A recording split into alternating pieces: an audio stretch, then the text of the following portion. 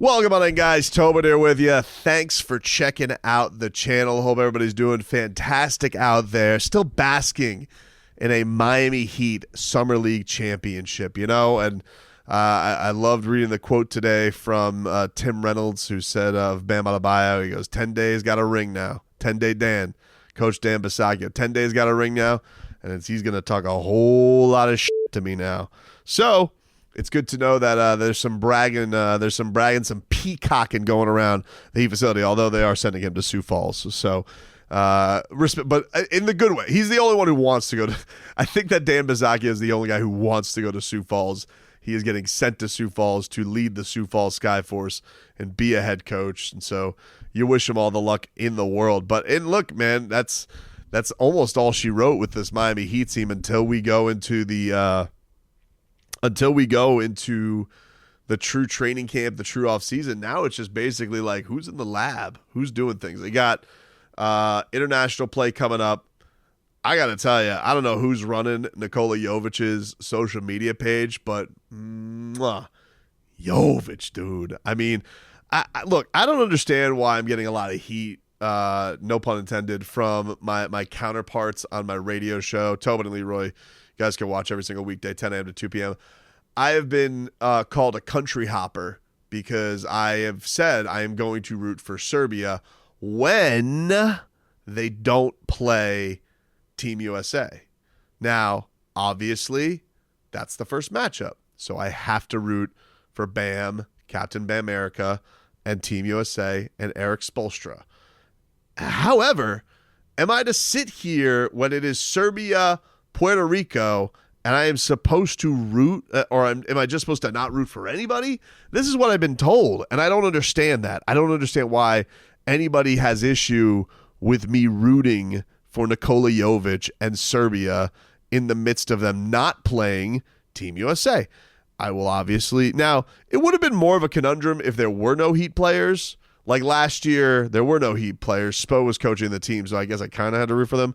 But if there was no Bam on this team, and then we were in a situation of would I root for Serbia or Team USA, well, then I'm at a different conundrum. I don't know what to tell you. But look, we're definitely more as a country, we will root for all greatness, I feel like. We will root for Usain Bolt. We will root for even, in the fight game of boxers, it used to be a big thing of pride to root for American fighters.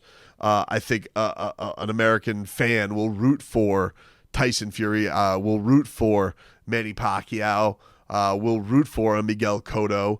We'll root for these guys and these individuals, and Anthony Joshua will go and root for a lot of these guys just because of their greatness. Now, if there's a tie, and then I got to go like, all right, I'm going to go Deontay Wilder. But other than that, then if there are guys who you're truly fans of, there's guys you're truly fans of. I don't have any problem with it.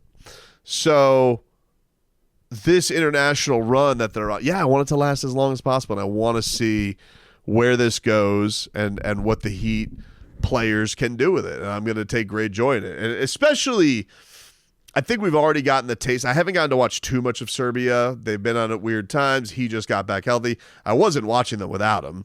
Other than the game, I watched the highlights of the U.S. game against Serbia, where Bam was cooking. Man, he was good.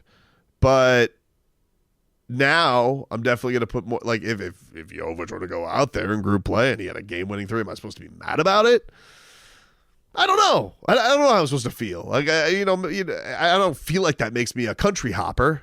I don't feel like that makes me an international floozy. But these are the things I'm being accused of. Now, speaking of international, Miami Heat are in the international lab, dude. Jimmy Butler is putting in the work. It has been, Jimmy Butler definitely has to have one of the top 5 Instagram accounts, maybe in the world. Maybe that's strong, but certainly in sports. And right now, Jimmy Buckets is globetrotting. He is in Spain, and he is nailing buckets in Spain. And looks like he is in full go of getting himself prepped for the season. He looks fully healthy. He looks full of restrictions, and like no restrictions are there, that he's really putting in a lot of work. You can certainly see that. He looks like he's doing a lot of stuff and working on strength of the feet, his legs, and then of course is in the. It does look like he's doing some different type of drills too with his jump shot. And man, this is going to be a fascinating year for Jimmy. It really is, because flipping it over to the Dolphins for a second, been doing a ton of talk on that with obviously Tua and his contract, and there's not really a resolution to it right now, right? It just kind of hangs over the Miami Dolphins, and it is what it is. But with the Heat and Jimmy Butler putting out there publicly that he was not going to seek an extension anymore, that he was just going to go into free agency, is interesting. But it also puts Jimmy Buckets in this rare space where we're going to have him just full tilt, like going into this year being a goal of a lot of money. And I think that, with the TV deal being what it is, has definitely skyrocketed salaries and has made a lot of people think about, that they are going to stick around for as long as they can and get as many deals as they can. And, I think there's going to be some franchises with tough choices, and especially we've already been dealing with second apron stuff and the Miami Heat trying to stay flexible. But, I think for the most part, the Heat not making any big trades, there still has been a fuel of enthusiasm from this summer because of the youth movement and because of the young guys. Not gonna lie, dude, I was on the play. I was on the what the hell do we call that? A shuttle. We were on the shuttle on the way back from the Big Ten Media Day. We were driving back from Lucas Oil Stadium, and it's only me and this other individual who does, I guess he said he does work for Nike, and he's an Arizona guy. We just stumbled upon this conversation. He goes, I wish I could be around Arizona, more than I could because it's my alma mater. I was like, oh, wait, you're an Arizona guy? Pella Larson? Keyshawn Johnson? And he just kind of gives me that look like, yeah. And I'm like, yeah? He goes, yeah. And I'm like, yeah? And he was like, Pella Larson, the dude's got some piss and vinegar to him. I'm like, oh, I like that. And he goes, Keyshawn's just an athlete. I was like, he is just an athlete. We've seen that. Like I've watched him for 3 seconds. This guy's been able to watch them for years, but it was cool getting a Wildcat perspective. I love that man. I love when you get the hometown college basketball fans. That's why I love leaning on my uncle, who's just a rabid Kentucky Wildcats fan. So it truly thrilled me that I got on this. It was like by happenstance. I was like, you always wonder, like, why do people come into your life, or why do you cross the paths with people that you do?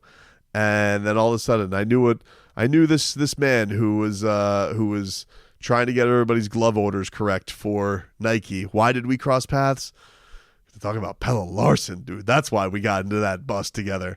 That's why we like there was a reason for this. I didn't want to tell him all this because I felt like it was a weird thing to just bring his way. But I'm excited. I'm not gonna lie. So you have that. Jimmy Buckets playing in Spain, doing awesome stuff. Love Jimmy Butler. Cannot wait to see him play basketball again. I cannot wait to have a healthy Jimmy Butler on a bit of an FU revenge tour. We'll see what it means. We'll see if this is going to be this monster regular season that some people think that he can have. And then there was actually a cool piece of footage that came out from Tyler Hero's photographer, I believe. And it was a video of Tyler Hero at the Heat facility, and he goes like 2 friggin' straight minutes without hitting a three. Now, this kid, Tyler Hero is a marvelous shooter. I mean, like, you want to talk about, I love watching all the guys warm up on the Heat and seeing everybody's deal and their different routines. But there's just something pretty about watching Tyler Hero's game. It really is. When you see this guy, the kind of drills he get, but that dude, I mean, he can snipe. I mean, there is, because a lot of these guys are great shooters. They really are. And especially when they are shooting against nobody, I get it. People are like, I saw the guy who got snarky on Twitter, and Tyler Hero clapped back at him. But I will say, like, there is a difference to watching like Tyler and Duncan shoot as compared to other people. There just is. Like, these guys are dynamite with the kind of consistency that they can put together with their shots. So to see that was pretty cool. And as I said, I feel like this has been a pretty quiet summer for Tyler. This hasn't been a summer filled with a lot of rumors. I think this is probably going to be pretty good for his headspace. There's not a lot of him being dangled out there. And I do think that there is a positivity to all of this summer not having the cloud over it of will they make a big deal. Now, I get it for the fans that wanted a big deal. You're annoyed and all that, and fine. I don't begrudge you for having that opinion. But I'm trying to move the page. I'm trying to turn the page on that, and I'm trying to now focus on, like, okay, but the positive part of this is that the Heat do have a good amount of talent on their team, and they don't feel like they have a lot of question marks hanging over their team, right? They seem like they're going to have a great infusion of talent. They're young guys. We saw Jaime Jaquez do what he did. He got rave reviews with Team USA.